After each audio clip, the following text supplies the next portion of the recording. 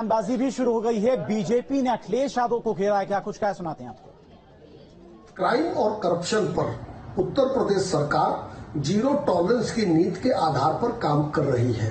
सुल्तानपुर में हुए सराफा लूटकांड का एक और आरोपी अनुज प्रताप सिंह पुलिस मुठभेड़ में मारा गया है। उत्तर प्रदेश सरकार जब अपराधियों, माफियाओं और आतंकियों पर कार्रवाई करती है तो जाति और धर्म का चश्मा नहीं चढ़ाती है, बल्कि अपराधी को दंड मिले इसके लिए काम करती है।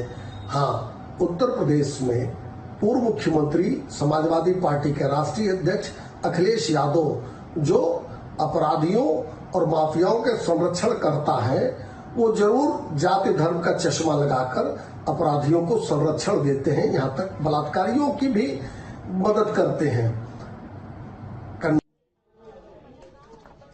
और उन्नाव में हुए एनकाउंटर को लेकर अब सियासत भी शुरू हो गई है। कैबिनेट मंत्री ओपी राजभर ने अखिलेश यादव को घेरा है। क्या कुछ कहा सुनाते हैं आप। अब देखिए, चूंकि जातिवाद को मुद्दा बनाया है अखिलेश जी ने। अपराधियों की कोई जाति नहीं होती है।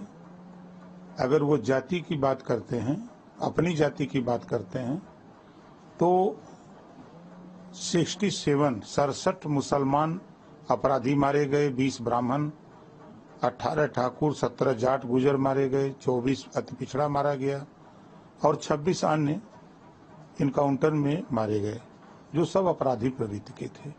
इनके विषय में भी अखिलेश जी को बोलना चाहिए था, लेकिन वो तो बोल नहीं रहे हैं। अब जैसा आप बता रहे हैं कि अब दूसरा एक ठाकुर मारा गया है, अब इस पे देखिए उनकी बयान क्या आते हैं कि ये तो गलत हो गया कि सही हुआ है। अब तो वही बता सकते हैं, क्योंकि उसके वो मास्टर हैं। इस तरह का बयान दिए है कि पुलिस ने गलत किया है, तो अब बतावें कि इसमें भी पुलिस ने गलत किया है कि सही किया है, ये तो वही बता सकते हैं। और उन्नाव में हुए एनकाउंटर के दौरान एसटीएफ के कमांडो को भी गोली लग गई थी। हालांकि बुलेट प्रूफ जैकेट की वजह से कमांडो रवि वर्मा की जान बच गई। इस दौरान न्यूज स्टेट संवाददाता ने कमांडो रवि वर्मा से एक्सक्लूसिव बातचीत की है। क्या कुछ कहा सुनाते हैं आपको। सुल्तानपुर लूटकांड के एक और आरोपी अनुज प्रताप सिंह का उन्नाव में आज इनकाउंटर हो गया है। और इस इनकाउंटर में एसटीएफ के जो कमांडो थे रवि वर्मा, उनके गोली लगी थी, क्योंकि उनकी जान बच गई है, क्योंकि उन्होंने बुलेट प्रूफ जैकेट पहन रखी थी। पूरे घटनाक्रम में किस तरीके से उनको गोली लगी है, किस तरीके से इस पूरे वारदात को अंजाम दिया गया, इसके लिए रवि वर्मा से हम बात करेंगे और समझेंगे आखिर किस तरीके से कार्रवाई की गई। रवि जी, जिस समय आपका ऑपरेशन चल रहा था उसमें आपको गोली लगी, किस तरह का हालात थे? गोली चलने लगती है तो हालात दोनों तरफ से मुठभेड़ होता है तो हालात तो खराब ही रहते हैं, तो तभी तो लगती है गोली चलती है।